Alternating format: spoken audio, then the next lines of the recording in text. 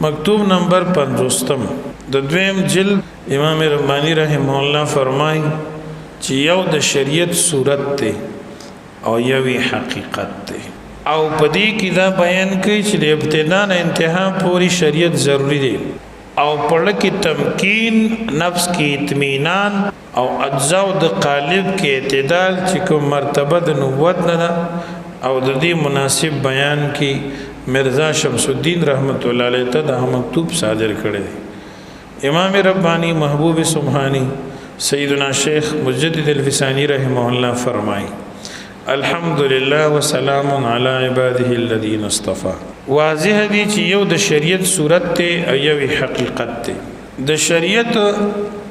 یو صورت ته لکه د منځ د رکوع سجده قیام رکوع د صورت ته یو د دې منځه حقیقت ته دا شانتی قرآن مجید یو ظاهر صورت ته یو حقیقت قرآن مجید دی رسول الله صلی الله علیه وسلم یو ظاهر رسالت و نبوت د نبی کریم صلی الله علیه وسلم دی او یو حقیقت محمدی صلی الله علیه وسلم دی نو فرمای صورت د شریعت نه مراد ده دی چې الله تعالی او د رسول صلی الله علیه وسلم او هغه ټول چیزونه چې د الله د طرف نبی علیہ السلام راوړي دي پاغي باندې ایمان راوړل نه بعد د نفس اماره جنگ او سرکشي او طغیان باوجود چې کوم د په طبيعت کې خوده شوی دا احکام شرعیه په زیار راوړل په دې مقام کې ک ایمان دی نو دا د ایمان صورت دی منځ روزه د دې یو صورت دی تمام احکام شرعیه داسي ور قیاس کا ذکر نفس چې کوم وجود د انسان کې عمده او د ان د قول سره مشار لري اپ خپل فکر او انکار باندې مضبوط دي ایمان او د اعمال صالحه حقیقت بسنګ متصور کی دا نفس دا د الله تعالی رحمت ته چې صرف صورت قبلی او موږ ته د جنت خوشخبری راکړي ګینه زمونږ اعمالو کې خو اکثر حقیقت نه ایمان او اعمال صالحه او حقیقت بسنګ متصور شي دا صرف د الله مهرباني ده چې هغه ظاهري صورت او ظاهري نقشه زمونږ نه قبلی او د جنت زیره راکړي چې کوم د الله د رضا مقام دی او دا د هغه احسان دی چې نفس ایمان کی تصدیق قلبی باندې کفایت فرمایلی دی او د نفس منلو تکلیف موږ ته نه راکړي حالانکه نفس کو کافر مطلق دی د جنت یو صورت او حقیقت دی اصحابی صورت د جنت د صورت نمازی علی او صاحبان د جنت د حقیقت نمازی علی اصحابی صورت او ارباب حقیقت بدواړه د جنت نه میوي خوري مگر صورت والو تبا جدا لذت راضی او حقیقت والو تبا جدا مزه راضی د رسول الله صلی الله علیه وسلم بیبیان مبارکی امهات المؤمنین با نبی کریم سره یوځای په جنت کې وي او یو میوه بخوري لیکن ار یو تبا د دې میوي جدا جدا مزه ملوي نبی علیہ السلام مبارک تبا دغه شان لایق ملوي ازواج د رسول کریم تبا د غیر شان مطابق ولی حقیقت بدل دی اوس ګوره زما استا منځو د صحابو منځ یو شانتي موضوع په ظاهر کې حقیقت فرق شته کنيشته دا ایمان او اسلام زمو استا د صحابه کرام په ظاهر یو دی خو منځ کې ډېر فرق دی رسول الله صلی الله علیه وسلم فرمای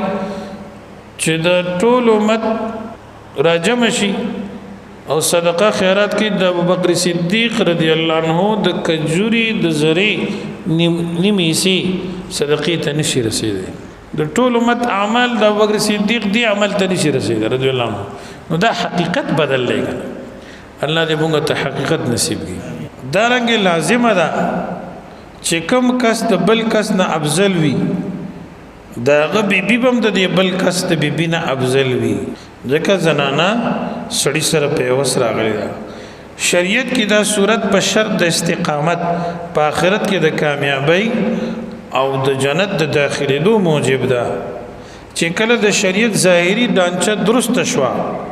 د غټ کمال دی په ظاهر د شریعت چې سره برابر شو نو ته ولایت عامه حاصل شو الله ولي الذين آمنوا يخرجهم من الظلمات الى النور الله دوست دا کسانو چې ایمان راوړل روباسي دی د تیرو د شرک کفر او ګناهونو نه رڼا د اسلام او د دین ته دغه وخت کې سالک د الله د رحمتونو او د عنایات په وجه د دې خبرې لایق شي چې په طریقت کې قدم کړي او ولایت خاصه طرف ته متوجي شي نفس اماره د ختم شي نفس مطمئنه درجه ته ورسیږي لیکن یاد ساتي چې ولایت خاصه تر رسیدلو چې کوم منازل دي د دې ته کولم د شریعت په اعمالو باندې پابندۍ سره وابسته دي چې په دین باندې په سنتو باندې په شریعت باندې پابندي کیږي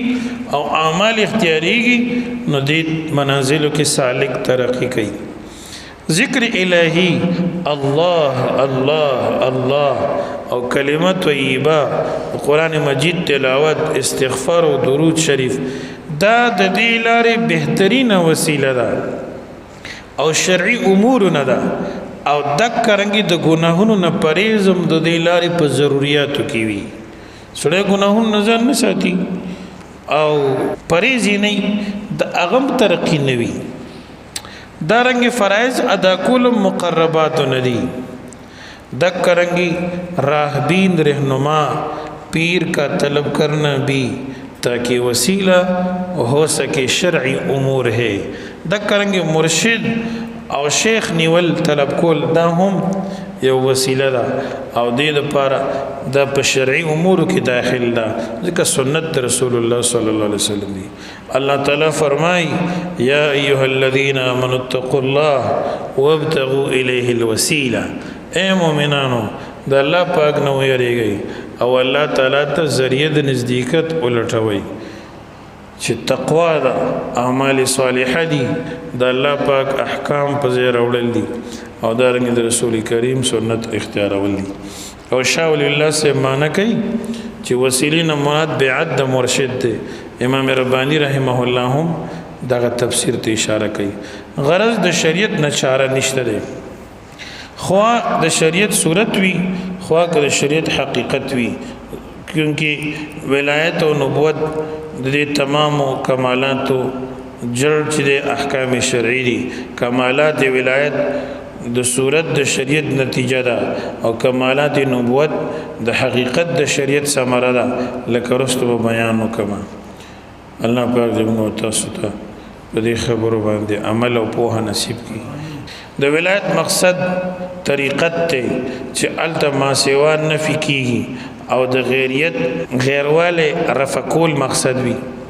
کله چې د الله تعالی په فضل باندې ما سی والله بالکل د نظر نه لري شي او په دید کې د اغیار نومو نشان پاتې نشي نو فنا حاصلي او مقام د طریقت ختمي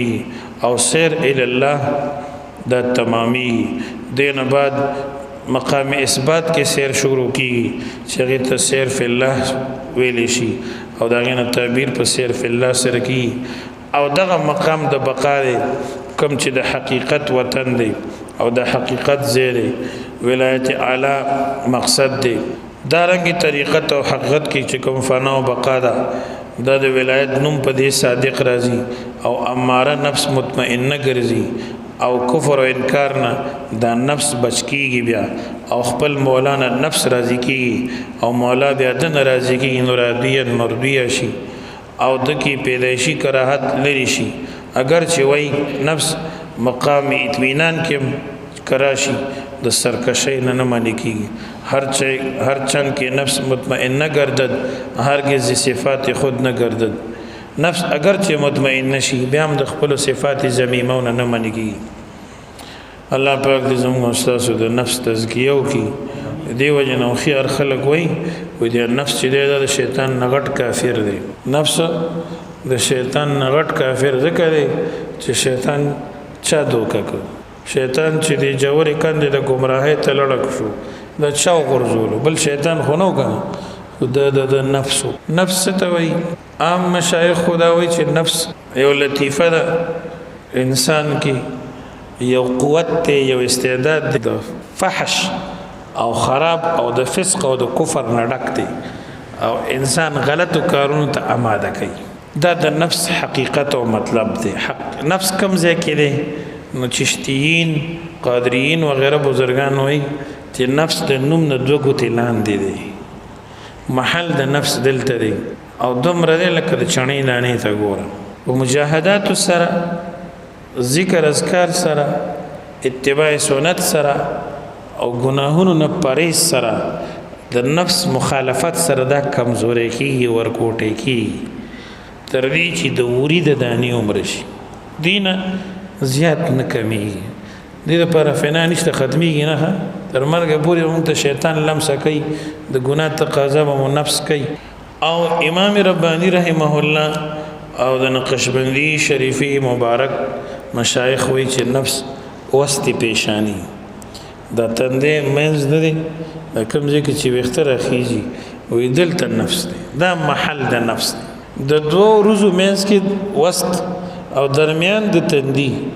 دا ویښته چې کوم ځای کې راخیږي دلته نفس دی. حکیم الامت مولانا محمد اشرف علي تھانوي رحمه الله په دې کې تطبیق کړی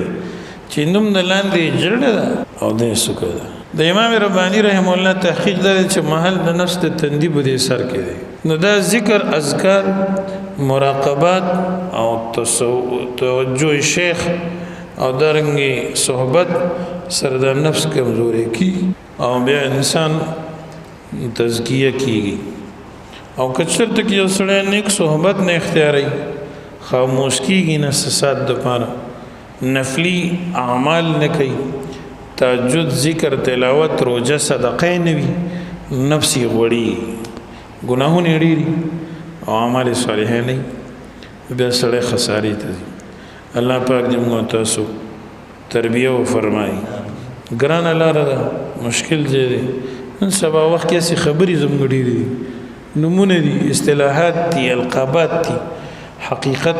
ډېر کم دی. الله پاک دې موږ تاسو حقیقت والا وګرځوي او الله پاک دې موږ تاسو د خپل نوم لذت نه محروموي. واخر دعوانا الحمد لله رب العالمين.